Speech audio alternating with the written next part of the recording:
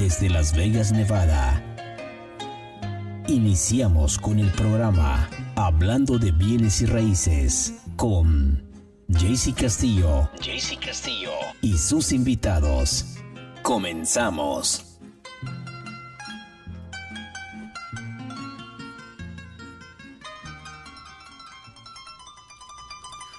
Good morning, Las Vegas. Here I am again. Monday morning, we're here live from ML Mortgage Office. We're starting your show, Hablando de bienes raíces, con Castillo, sus invitados. Today, we have two very special guests.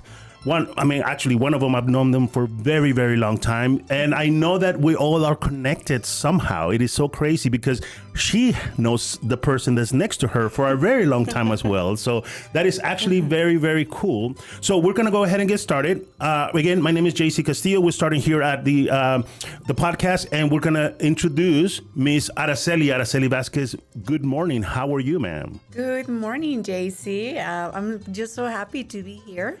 It's so great. Awesome. Thank you very much. And if you want to go ahead and tell me, what I do for a living. What kind of professional are you in the real estate industry? I would really love that, please. Of course. Well, my name is Araceli Vasquez. I'm with Keller Williams Realty, the marketplace. My office is in Summerlin, but I pretty much work all greater Las Vegas. I'm a real estate professional. I've been in the industry, oh my goodness, I want to say for over... Oh, this is going to age me. I know. I want to say 18 years, if no more. Yes. Yes. It's amazing how time flies, isn't it? How did that happen? I know. Anyway, I've been doing this for a very long time, and I love doing real estate, buying, selling, investing. Perfect. Well, it seems like you've been doing this since you were 12 years old. So, yes. And we also have... Thank you. You're welcome. And we also have Catalina here. So, Catalina, again, if you want to give me your name, the company you work with, how long you've been doing that, I would really appreciate that. Good morning. I'm Catalina Robbins. I am with Comparion Insurance, a Liberty Mutual company. Okay. And I am an insurance agent. And I've been with Liberty Mutual for 27 years now. 27 years. And born and raised in Vegas. Born and raised in Vegas. We don't get that many people that born and raised in Vegas. I mean, I moved here in 2001 when, none of this existed in the Southwest. I mean, it was just the 215, the Beltway, and there was no IKEA, there was no Walmart, there was no Durango Casino. So it's very interesting to have people that are actually born and raised in here because they could tell us really what that city has, turned into, right?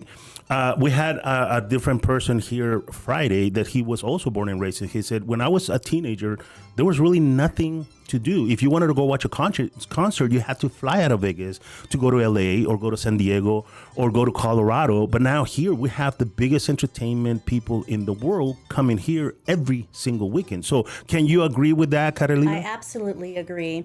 And not only has, other things, like you said, the entertainment, the dining has changed here in Vegas, but the insurance world has changed. And we'll talk about that a little bit, I'm assuming a little bit later. No, definitely, because it's really important to understand that, right, Araceli, especially you, because you're a real estate agent, you help people get into their homes. And one of the biggest thing is help them understand that, insurance is a must in the real estate world, especially when you're purchasing and you have a loan, you must have insurance, right? And two things, just so people know, there's two different types of insurance. You have the mortgage insurance, and then you have the hazard insurance, which Correct. Catalina is what. Can you explain a little bit of the difference between the two, Absolutely. Well, the hazard insurance, which is what a lot of people confuse with like the mortgage insurance. And the hazard insurance is, protecting, actually, you can actually explain that better than me. But we always try to explain that there's a difference between the two, and you have to have it in order to close on your property. Correct. And actually, one of the things that I do, because I am not the expert, I refer the business to the experts. Correct. And so that they can guide them through the process. But you have to have it. For example, if something happens to your house, actually, it happened to one of my listings a long time ago. The AC unit was vandalized. Oh. I know. Well, it was listed.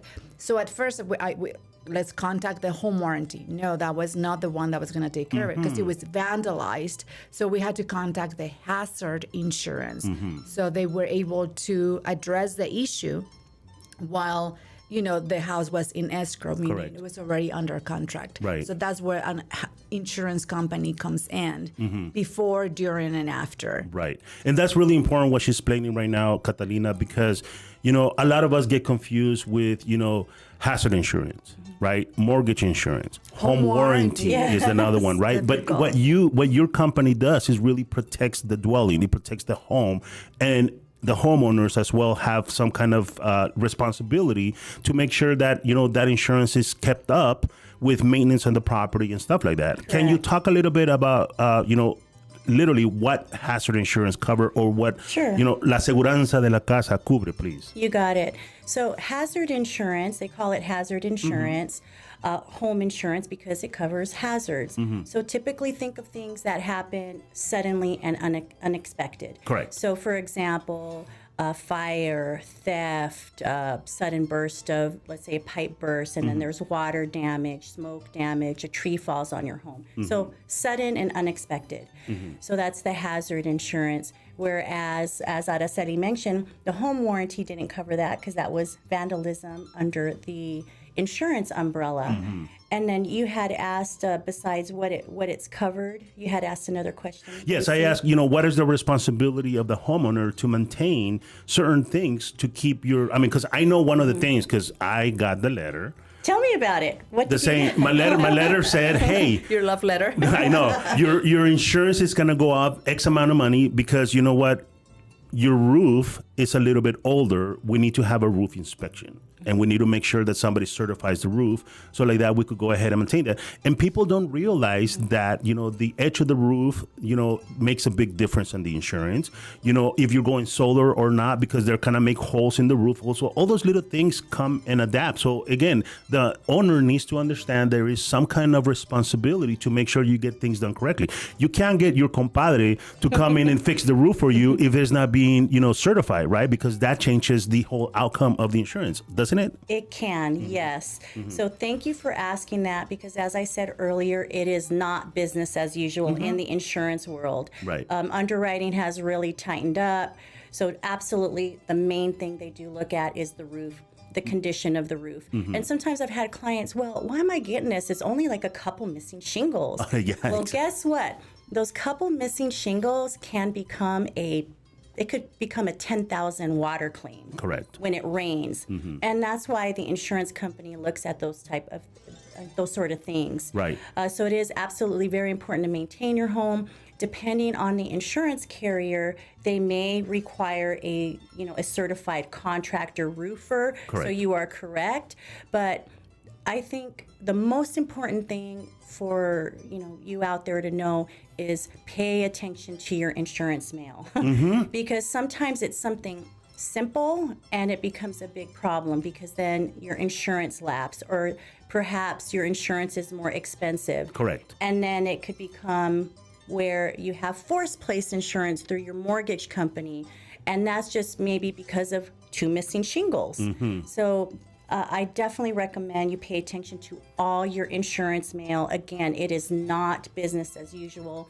A lot of the insurance carriers not only are sending out inspections at renewal, but they're also sending out questionnaires. Yes. And the questionnaires are very simple, but if they're not returned, they're non-renewing policies. Yes, and that's one of the biggest issues that we've noticed in California, and that's why a lot of people are moving out of California, because insurance got so expensive in California. So, Araceli, when you're a real estate agent and you're helping a buyer do this, right? You say you refer the insurance to a professional, but whenever there's an issue, they're the first one to call you because you're the one point of contact, right? So have you had any scenarios of people call you in the past and say, hey, my insurance went up? Or, the biggest one is in the realty industry, say, I got a letter from my mortgage company saying my payment is going to go up. And you said that my payment was never going to be adjusted. Well, we got to explain that the payment gets, the one that sets for the rest of the mortgage is the principal and interest. But insurance and taxes, they always either go up or down. And right now what we're seeing is that insurance is going up.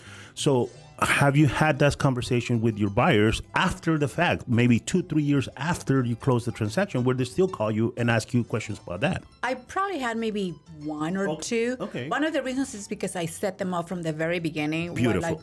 What's your principal and interest? This is never going to change. Correct. Taxes and insurance, we have no control over it. Correct. And they understand that. I do actually do a very in-depth explanation of what happens. Beautiful. And I actually even after so that they know.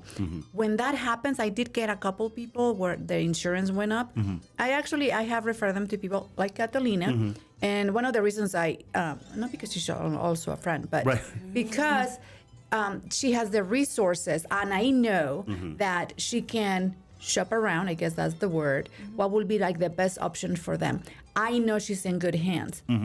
Again, because I am not the expert in that area, but I know who the good people are, so they can do that.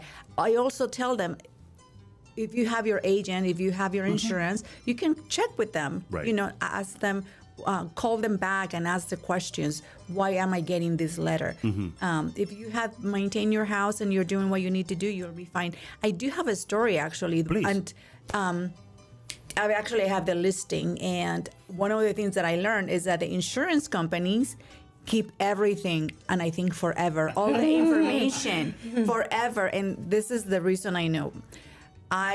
We're selling a house. Well, not us. My client is, and she's in Las Vegas.